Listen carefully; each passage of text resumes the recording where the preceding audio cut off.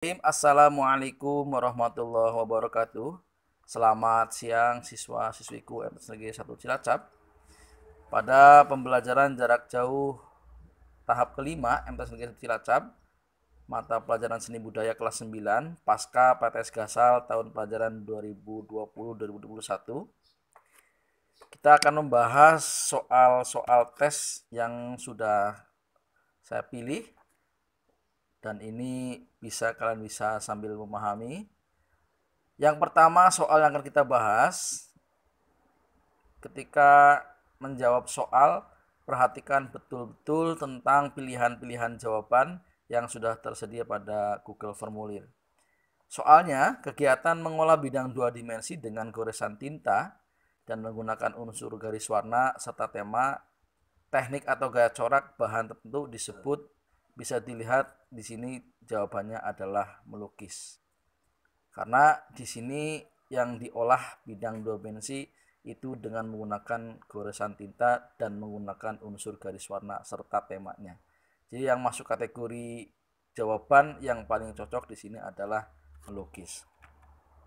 Kemudian yang selanjutnya, soal berikutnya tentang ide gagasan pokok seorang yang dituangkan ke dalam sebuah karya seni lukis disebut.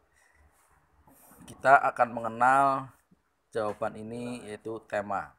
Karena di sini ada ide gagasan pokoknya.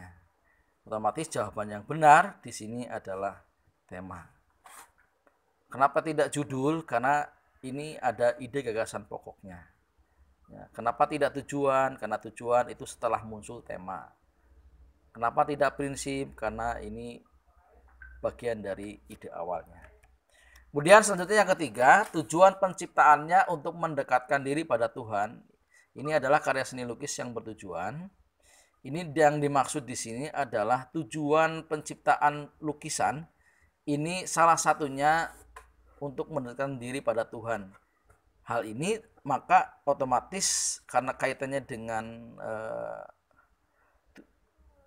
religius, jawabannya bisa dilihat yaitu religius.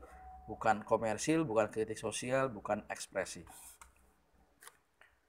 Kemudian yang selanjutnya, aliran seni lukis yang menggambarkan tentang keadaan yang sebenarnya atau nyata, sering disebut dengan gaya atau jenis aliran.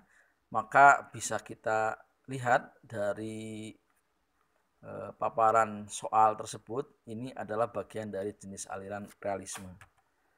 Selanjutnya, lukisan yang fungsinya sebagai media mengungkapkan ekspresi jiwa pelukisnya. Ini termasuk sebuah karya seni lukis yang tujuannya yaitu sebagai ekspresi.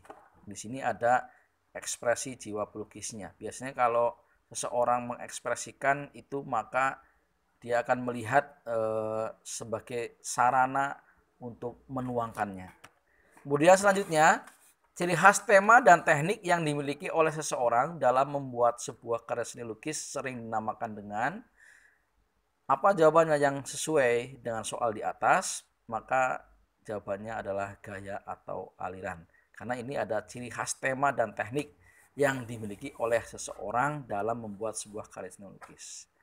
Beda dengan tema, karena tema itu adalah bagian ide pokoknya, apalagi tujuan dan pelukisnya.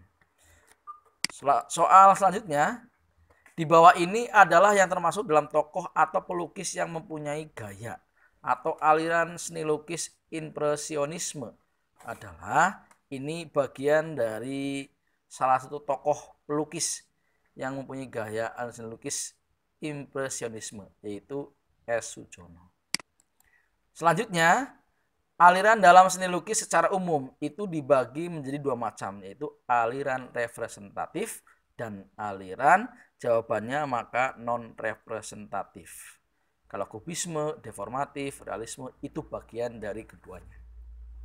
Selanjutnya, prosedur atau langkah pertama kali dalam kegiatan berkarya seni lukis adalah menentukan. Untuk menentukan langkah pertama kali dalam membuat karya seni lukis agar lebih terarah dan mudah difahami, maka terlebih dahulu seorang pelukis itu harus menentukan tema. Berarti jawaban yang sesuai ini adalah tema dari soal yang di atas. Selanjutnya, Teknik menempelkan pecahan atau lempengan kaca yang berwarna-warni pada media lukisan disebut, maka jawabannya yang sesuai adalah kolase. Jadi kolase ini bagian dari teknik menempelkan pecahan atau lempengan kaca yang berwarna-warni pada media lukisan. Ini pengertian dari kolase. Demikian pembahasan soal PTS Gasal kali ini. Mudah-mudahan bermanfaat. Dari saya, apabila ada kekhilafan, kesalahan tutur kata yang kurang berkenan di para peserta didik sekalian, khususnya kelas 9, saya mohon maaf yang sebanyak-banyaknya. Wallahul muwaffiq ila aqwamit thoriq. Wassalamualaikum warahmatullahi wabarakatuh.